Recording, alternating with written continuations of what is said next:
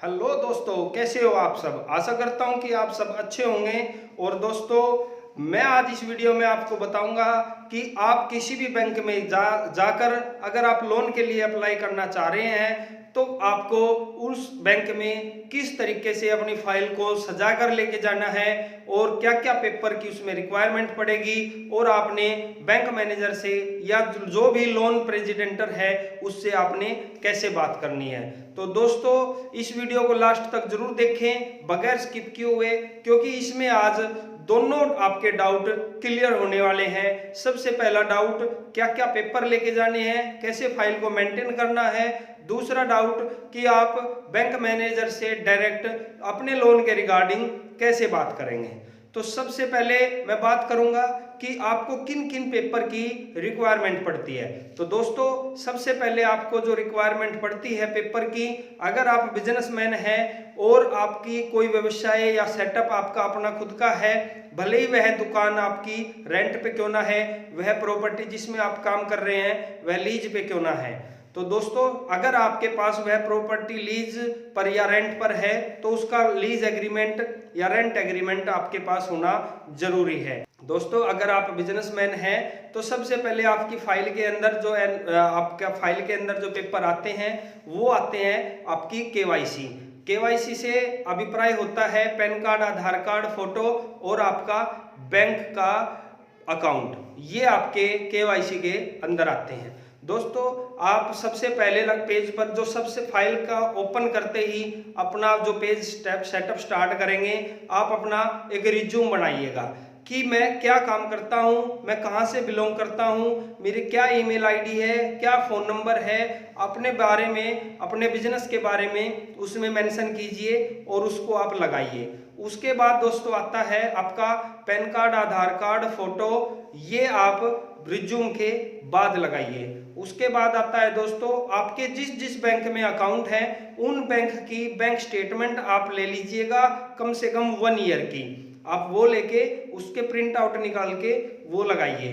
उसके बाद दोस्तों आप आईटीआर फाइल करते हैं तो आईटीआर कम से कम आप 3 ईयर की आईटीआर विद कंप्यूटेशन जरूर लगाइए।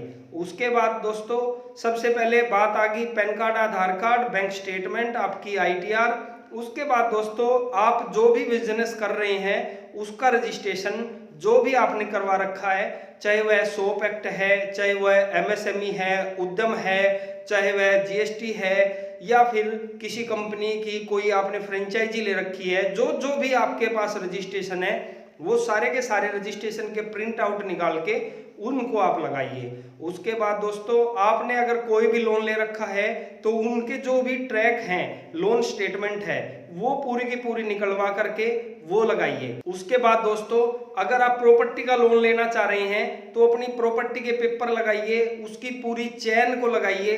अगर आप प्रॉपर्टी खरीदना चाह रहे हैं तो वो जो बयाना जो आपने प्रॉपर्टी खरीदने के लिए लगा रखा है, दे रखा है, उस बयाने की कॉपी लगाइए। या फिर आप अनसिक्योर बिजनेस लोन लेना चाह रहे हैं तो आप अपना बिजनेस का जो भी जीएसटी है उन जीएसटी की जो रिटने हैं उनको लगाइए।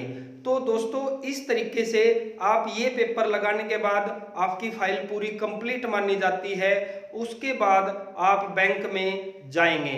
तो दोस्तों ये फाइल आप तैयार करके उस फाइल के ऊपर अपना नाम, नंबर, एड्रेस ये डाल के आप लेके जाते हैं तो पहला स्टेप आपका क्लियर होता है। उसके बाद बात आती है कि आपको बैंक मैनेजर से या जो भी लोन एडवाइजर है उस बैंक के अंदर उससे आप कैसे बात करेंगे।